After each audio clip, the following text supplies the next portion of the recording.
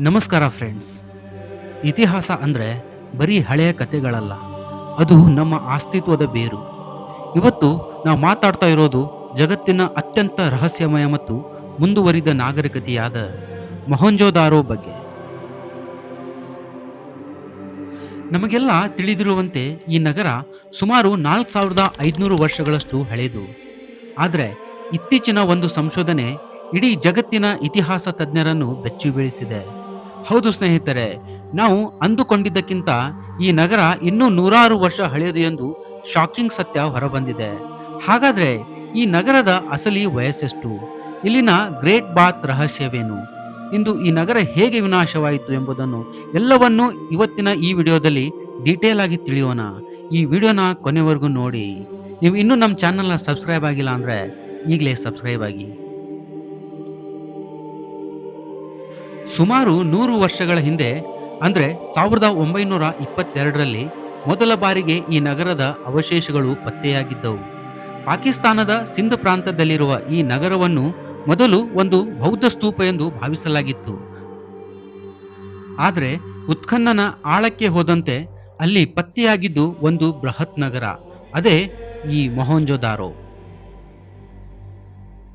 ಈ ನಗರದ ವಿನ್ಯಾಸ ಬಗ್ಗೆ ಮಾತಾಡಬೇಕಂದ್ರೆ ಇವತ್ತಿನ ಕಾಲದ ಬೆಂಗಳೂರು ಅಥವಾ ಚಂಡೀಗಢಂತಹ ಪ್ಲಾನ್ ಸಿಟಿಗಳನ್ನು ನೋಡಿ ನಾವು ಆಶ್ಚರ್ಯ ಪಡ್ತೀವಿ.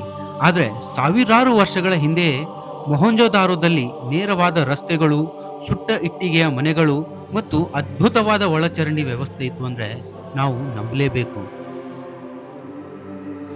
ಇತ್ತೀಚೆಗೆ ದ ಡೀಬ್ರೀಫ್ ವರದಿಯ ಪ್ರಕಾರ ಸಿಂಧ್ನ ಪುರಾತತ್ವ ಇಲಾಖೆ ಹೊಸ ಜಿಯೋ ಆರ್ಕೊಲಾಜಿಕಲ್ ಸರ್ವೆ ನಡೆಸಿದೆ. ಈ ಮೊದಲು ಈ ನಗರ ಕ್ರಿತಿಶಕ ಪೂರ್ವ 2500 ಕಾಲದ್ದು ಎಂದು ನಂಬಲಾಗಿತ್ತು. ಆದರೆ ಈಗ ಪತ್ತೆಯಾಗಿರುವ ಸ್ತೂಪ್ ಮೌಂಡ್ ಹತ್ತಿರದ ಮಣ್ಣಿನ ಇಟ್ಟಿಗೆಗಳ ಗೋಡೆಯನ್ನು ರೇಡಿಯೋ ಕಾರ್ಬನ್ ಡೇಟಿಂಗ್ಗೆ ಒಳಪಡಿಸಿದಾಗ ಅದು ಕ್ರಿತಿಶಕ ಪೂರ್ವ 2700ರಿಂದ 2600 ಕಾಲದ್ದು ಎಂದು ತಿಳಿದು ಬಂದಿದೆ. ಇದರರ್ಥ ಮೊಹಂಜೋದಾರೋ ನಾವು ಅಂದುಕೊಂಡಿದ್ದಕ್ಕಿಂತ ಕನಿಷ್ಠ 100ರಿಂದ 200 ವರ್ಷ ಮೊದಲೇ ಅಸ್ತಿತ್ವದಲ್ಲಿತ್ತು. ಇದು ಈಜಿಪ್ಟ್ ಮತ್ತು ಮೆಸೊಪೊಟೋಮಿಯಾ ನಾಗರಿಕತೆಗಳಿಗೆ ಸಮನಾದ ಅಥವಾ ಅದಕ್ಕಿಂತ ಹಳೆಯದಾದ ಅತ್ಯಾಧುನಿಕ ನಗರವಾಗಿತ್ತು ಎಂಬುದು ಈಗ ಸಾಬೀತಾಗಿದೆ. ನೀವೆಲ್ಲ ಇತಿಹಾಸದಲ್ಲಿ ದ ಗ್ರೇಟ್ ಬಾತ್ ಬಗ್ಗೆ ಓದಿರ್ತೀರಾ. ಇದು ಇವತ್ತಿನ ಸ್ವಿಮ್ಮಿಂಗ್ ಪೂಲ್ ಇದ್ದಂತೆ. ಇದನ್ನು ನೀರು ಸೋರದಂತೆ ಬಿಟುಮೆನ್ ಬಳಸಿ ವಾಟರ್ ಪ್ರೂಫ್ ಮಾಡಲಾಗಿತ್ತು. ಆ ಕಾಲದಲ್ಲೇ ಇಂತಹ ತಂತ್ರಜ್ಞಾನ ನಿಜಕ್ಕೂ ಅದ್ಭುತ. ಇಲ್ಲಿ ಯಾವುದೇ ಅರಮನೆ ಅಥವಾ ದೊಡ್ಡ ದೇವಸ್ಥಾನಗಳು ಸಿಕ್ಕಿಲ್ಲ. ಬದಲಿಗೆ ಸಾರ್ವಜನಿಕ ಸೌಲಭ್ಯಗಳಿಗೆ ಒತ್ತು ನೀಡಲಾಗುತ್ತಿತ್ತು.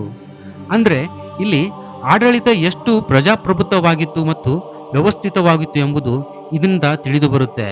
ಸುಮಾರು 40,000 ಜನರು ವಾಸವಿದ್ದ ಈ ನಗರದಲ್ಲಿ ಪ್ರತಿಯೊಂದು ಮನೆಗೂ ಸ್ವಂತ ಬಾವಿ ಮತ್ತು ಸ್ನಾನದ ಗೃಹವಿತ್ತು. ಈ ನಗರದ ವಿನಾಶದ ಬಗ್ಗೆ ಬೇರೆ ಬೇರೆ ಇತಿಹಾಸಕಾರರು ಬೇರೆ ಬೇರೆ ಥಿಯರಿ ಅಪ್ಲೈ ಮಾಡ್ತಾರೆ. ಆದರೆ ಇದು ಯಾವುದು ಇನ್ನೂ ಕನ್ಫರ್ಮ್ ಆಗಿಲ್ಲ. ಹಲವರು ಇತಿಹಾಸಕಾರರು ಹೇಳೋ ಪ್ರಕಾರ ಈ ನಗರ ಕ್ರಿತಿಶಕ ಪೂರ್ವ 1700ರ ವೇಳೆಗೆ ಇದ್ದಕ್ಕಿದ್ದಂತೆ ನಾಶವಾಯಿತು. ಆದರೆ ಇದಕ್ಕೆ ಕಾರಣ ಹೇಳೋದು ಒಂದು ಆರ್ಯರ ಆಕ್ರಮಣ ಆಗಿರಬಹುದು ಅಥವಾ ನೈಸರ್ಗಿಕ ವಿಕೋಪ ಆಗಿರಬಹುದು. ಇವತ್ತಿನ ಪರಿಸ್ಥಿತಿಯಲ್ಲಿ ಈ ಐತಿಹಾಸಿಕ ತಾಣದ ಬಗ್ಗೆ ಹೇಳೋದಾದ್ರೆ ಇದಕ್ಕೆ ಉಪ್ಪಿನಂಶದ ಅಂತರ್ಜಾಲ ಮತ್ತು ಹವಾಮಾನದ ಬದಲಾವಣೆಯಿಂದ ದೊಡ್ಡ ಅಪಾಯ ಎದುರಾಗಿದೆ. ನಾವು ಸರಿಯಾಗಿ ಸಂರಕ್ಷಣೆ ಮಾಡದಿದ್ದರೆ ಈ ವಿಶ್ವ ಪರಂಪರೆಯ ತಾಣ ಮಣ್ಣಿನ ಪಾಲಾಗುವುದು ಗ್ಯಾರಂಟಿ. ಸ್ನೇಹಿತರೆ, ಮೊಹಂಜೋದಾರೋ ಕೇವಲ ಇಟ್ಟಿಗೆಗಳ ರಾಶಿಯಲ್ಲ, ಅದು ನಮ್ಮ ಪೂರ್ವಜರ ಬುದ್ಧಿವಂತಿಕೆಯ ಸಂಕೇತ. ಹೊಸ ಸಂಶೋಧನೆಗಳು ನಮಗೆ ತಿಳಿಸುವುದೇನೆಂದರೆ ಭಾರತೀಯ ಉಪಖಂಡದ ನಾಗರಿಕತೆ ನಾವು ಊಹಿಸಿದ್ದಕ್ಕಿಂತ ಬಹಳ ಹಳೆಯದು ಮತ್ತು ಶ್ರೀಮಂತವಾದದ್ದು. ಫ್ರೆಂಡ್ಸ್, ನಿಮಗೇನನ್ಸುತ್ತೆ? ಈ ನಗರ ಅಳಿಯಲು ಪ್ರಕೃತಿ ಕಾರಣವೋ ಅಥವಾ ಮಾನವನ ತಪ್ಪೋ? ನಿಮ್ಮ ಅನಿಸಿಕೆಯನ್ನು ಕಮೆಂಟ್ ಮಾಡಿ ತಿಳಿಸಿ. ಈ ಮಾಹಿತಿ ಇಷ್ಟವಾಗಿದ್ದರೆ ವಿಡಿಯೋ ಲೈಕ್ ಮಾಡಿ ಮತ್ತು ನಿಮ್ಮ ಫ್ರೆಂಡ್ಸ್ಗೂ ಶೇರ್ ಮಾಡಿ. ಇಂತಹ ಇಂಟ್ರೆಸ್ಟಿಂಗ್ ವಿಷಯಗಳಿಗಾಗಿ ನಮ್ಮ ಟ್ರೆಂಡ್ ಸಾಮ್ರಾಟ್ ಚಾನಲ್ಗೆ ಸಬ್ಸ್ಕ್ರೈಬ್ ಆಗೋದನ್ನು ಮರಿಬೇಡಿ. ಜೈ ಹಿಂದ್, ಜೈ ಕರ್ನಾಟಕ.